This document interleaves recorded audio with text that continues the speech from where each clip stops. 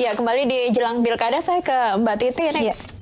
Beberapa daerah, 11 daerah yang calon tunggal adalah daerah-daerah dengan potensi kantong suara seperti apa? Beberapa misalnya sebut saja di Pulau Jawa, nggak usah jauh-jauh, tetangga kita Banten ya. Itu semula kan ada 3 dari 4. Tapi kemudian di Lebak ada perubahan karena ada putusan dari Panwas Lebak yang meminta agar calon perseorangan diverifikasi faktual. Jadi statusnya sekarang masih lebih dari 1. Nah, tetapi di tetangganya Kabupaten dan Kota Tangerang, ini kompak nih Tangerang. Kabupaten Tangerang itu pemilihnya 2 juta lebih. Lalu Kota Tangerang pemilihnya 1,2 juta. Nah, di Pulau Jawa juga ada Pasuruan. Pasuruan kan juga kota besar, ya. Lalu kemudian di Sulawesi ada Enrekang, ada Mamasa, ada Minahasa Tenggara.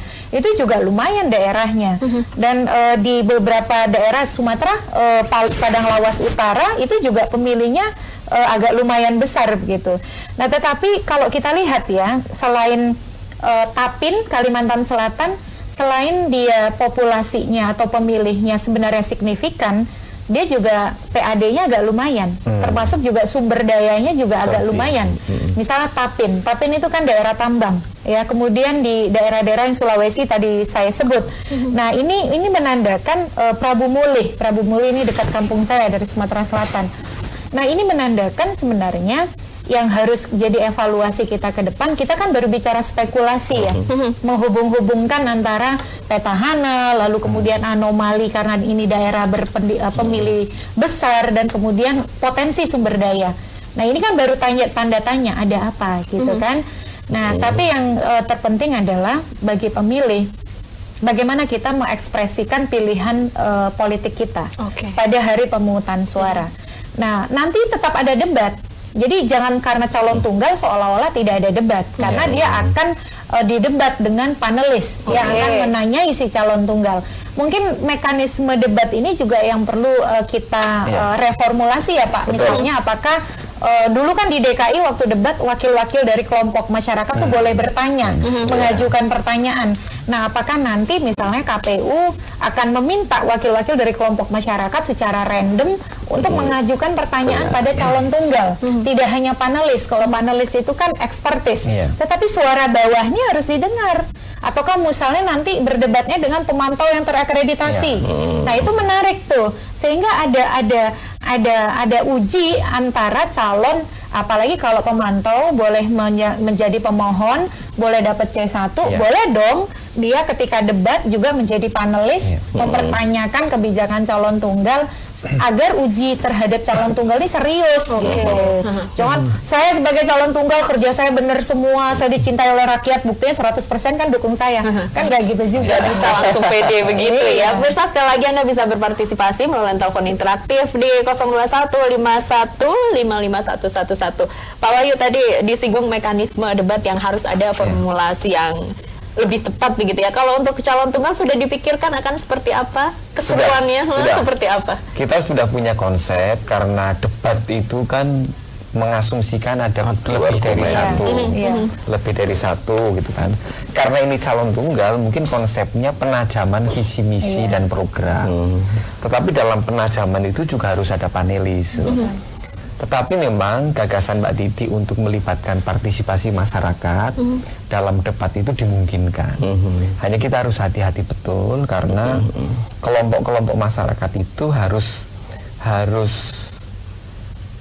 independensinya harus kita jaga gitu loh. Kalau kemudian partai masyarakat dalam debat itu kita meragukan independensinya, itu malah bisa kontraproduktif. Tetapi intinya masyarakat berhak mengetahui apa sih visi, misi, dan program kerja si calon tunggal itu. Baik, ada penelpon. Halo, selamat malam. Selamat malam. Ya, dengan siapa di mana? Asmun di Depok, Mbak. Ya, silakan Pak Muni. Ini saya sedikit ada pengalaman di Jepang ya. Kan itu pemilihan gubernur prefektur di Jepang itu kan ada calon 1, 2, 3 gitu. Saya ingin tahu ya, ini di pilkada ini ada undang-undang peraturan nggak? Kalau calonnya tunggal itu berarti kan bohong-bohongan. Karena kalau di dalam sistem tender ada calon pemenangnya udah ada, tapi dibikin ecek-ecek ada calon 2, 3. Baik. Apakah hal ini undang-undang juga membuat demikian? Itu yang pertama. Yang kedua, alangkah absurd itu apa ya? Bodoh lah katakan gitu ya. Kok bikin undang-undang, kok ada calon tunggal, terus mau diapain? Rakyat tidak bisa memilih. Jadi udah aja. Baik, terima kasih Pak Asmun, kita sudah menangkap pertanyaannya. Silakan Pak Wahyu, langsung ditanggapi. Terima kasih Pak Asmun. Ini menurut saya Pak Asmun ini pandangannya mewakili banyak, mewakili banyak orang, mewakili masyarakat pada umumnya.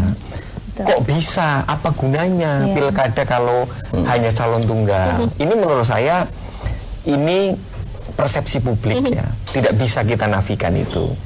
Tetapi yang dapat kita sampaikan adalah KPU itu dalam posisi tidak menafsirkan undang-undang. Tetapi KPU adalah melaksanakan undang-undang. Dan berdasarkan undang-undang dimungkinkan pilkada itu tetap dijalankan meskipun calon tunggal. Solusinya adalah musuh kotak kosong itu. Tetapi sekali lagi saya memahami pandangan Bapak tadi dari Depok bahwa itu menurut saya common sense.